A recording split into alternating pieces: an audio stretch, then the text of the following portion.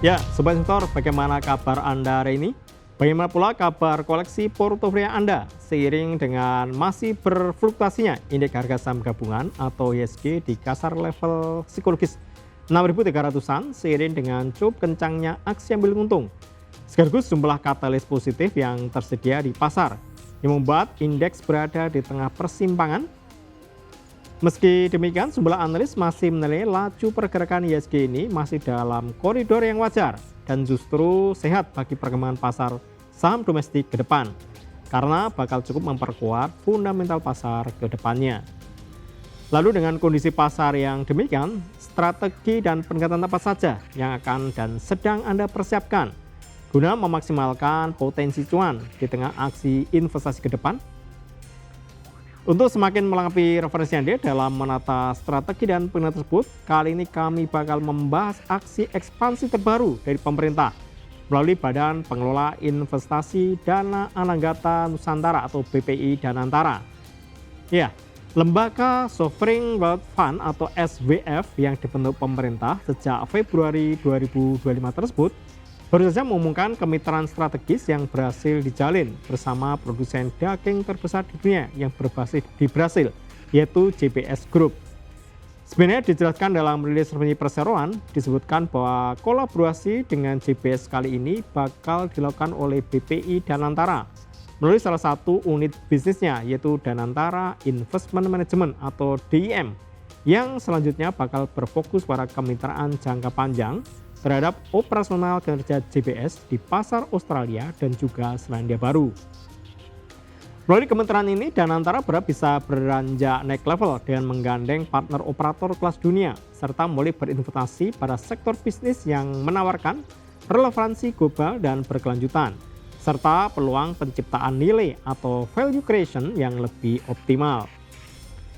Kerjasama ini diwujudkan oleh pihak Danantara dengan mengucurkan dana investasi sebesar 2,5 miliar dolar Amerika Serikat atau setara dengan sekitar 44,74 triliun rupiah demi bisa menguasai 25% kepemilikan atas perusahaan patungan atau joint venture alias JV yang baru akan didirikan secara bersama-sama dengan pihak JBS Group untuk menggarap pengelolaan operasional JBS di pasar Australia dan Selandia Baru. Selanjutnya, usai nantinya benar-benar terbentuk, JV milik bersama ini bakal dapat menghimpun pembiayaan investasi tambahan sebesar 2,5 miliar dolar Amerika secara bertahap. Sehingga secara total bakal terkumpul modal sebesar 5 miliar dolar Amerika Serikat. Rencananya kucuran permodalan ini bakal dimanfaatkan untuk mendanai proses akuisisi dan investasi greenfield di Indonesia, Asia Tenggara, Australia, dan juga Selandia Baru. Bagi Danantara, berpartisipasinya dalam pembentukan JV bersama JBS Group ini bukan semata terkait investasi semata, melainkan sekaligus membuka akses yang lebih strategis terhadap ekosistem bisnis di pasar yang telah mapan, serta terhadap manajemen JBS Group yang terbukti telah berpengalaman dengan kemampuan yang telah teruji. Sepanjang perjalanannya, JBS Group telah menunjukkan rekam jejak penciptaan nilai yang solid melalui pertumbuhan bisnis yang konsisten, perluasan pangsa pasar yang masif, serta kemampuan beradaptasi yang agile di tengah berbagai siklus industri di pasar internasional yang terus berfluktuasi.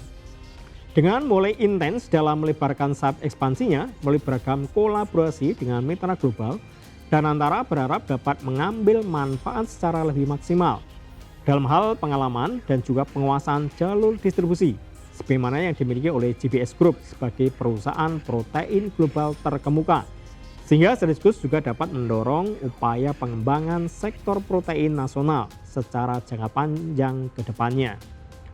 Sementara bagi JBS Group sendiri, kesepakatan kerjasama dengan Danantara ini juga dinilai sebagai satu lompatan strategis dalam penguatan penetrasi pasar di kawasan Asia Tenggara, dengan mempertimbangkan posisi Danantara sebagai lembaga SWF asal Indonesia yang notabene merupakan pasar utama sekaligus mayoritas dalam peta perdagangan di kawasan regional Asia Tenggara.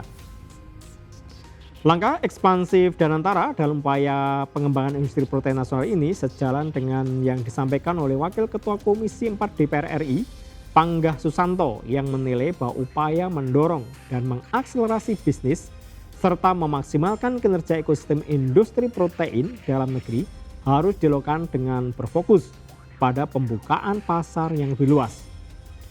Dalam kesempatan terpisah, Pangga menyebut bahwa langkah investasi menjadi faktor penting dalam mendorong modernisasi industri protein di Indonesia, di mana masuknya aliran modal baru diharapkan bakal mempercepat proses adopsi teknologi, meningkatkan efisiensi produksi, serta memperkuat kapasitas industri dalam negeri guna memenuhi kebutuhan protein masyarakat yang terus menunjukkan tren peningkatan cukup signifikan. Selain menghadirkan investasi, Pangga juga menyebut bahwa pengembangan industri protein dapat membuka peluang peningkatan kapasitas sumber daya manusia serta penerapan praktik terbaik yang dibutuhkan dalam memodernisasi sektor peternakan di Indonesia. Di sisi lain, kucuran investasi juga bakal mendorong peningkatan standar kualitas dan daya saing produk protein nasional, sehingga diharapkan dapat menjangkau pasar yang lebih luas. Sebagai contoh, Pangga menunjuk keberhasilan transformasi industri ayam yang dinilai telah berhasil dalam membuktikan bahwa investasi yang didukung dengan teknologi mampu menciptakan ekosistem usaha yang lebih efektif dan efisien tanpa menghilangkan peran peternak rakyat. Melalui pola kemitraan, perusahaan besar dapat mengambil peran sebagai motor penggerak industri, sementara di lain pihak para peternak dapat memperoleh akses terhadap bibit unggul, teknologi, pembiayaan hingga kepastian pasar. Bahkan Pangga menekankan bahwa perkembangan yang terjadi di industri ayam domestik saat ini masih hanya ditopang oleh 2 perusahaan besar dengan investasi padat modal yang diimbangi oleh penguasaan atas perkembangan teknologi terkini. Berkaca pada pemahaman tersebut, Pangga mengandaikan ketika makin banyak lagi perusahaan modern yang dapat berpartisipasi dan memaksimalkan kucuran modal ke industri ayam nasional, maka dampak yang ditimbulkan secara industri maupun manfaat yang dapat diberikan ke masyarakat bakal semakin besar dan maksimal. Karenanya Pangga pun menilai bahwa perkembangan industri ayam merupakan model pengembangan sektor protein yang dapat menjadi acuan bagi subsektor lainnya. Dengan penyesuaian terhadap karakteristik masing-masing komoditas dan wilayah, pendekatan serupa diyakini berpotensi untuk dapat juga diterapkan pada pengembangan industri sapi, kambing, perikanan maupun sumber protein lain, sehingga mampu membangun ekosistem industri yang lebih terintegrasi dan berdaya saing. Maka dengan meminjam logika dan alur berpikir yang dibangun oleh Pangga, maka aksi ekspansi Danantara dengan menjalin kerjasama strategis dan jangka panjang dengan GBS Group dapat dimaknai sebagai langkah awal yang tepat dan patut diapresiasi dalam upaya mendorong pengembangan industri protein di Indonesia, sehingga tidak saja dapat berkembang lebih maksimal, namun dapat meningkatkan level cakupan bisnis ke pasar yang lebih luas lagi, baik ke pasar regional maupun pasar internasional di masa mendatang. Demikian program di editorial edisi kali ini. Saya M. Budi Santosa pamit undur diri. Pantau terus berita ekonomi, bisnis, dan pasar modal hanya di EDEK Channel TV, edekchannel.com, dan Indonesia Edek Channel. Sampai jumpa.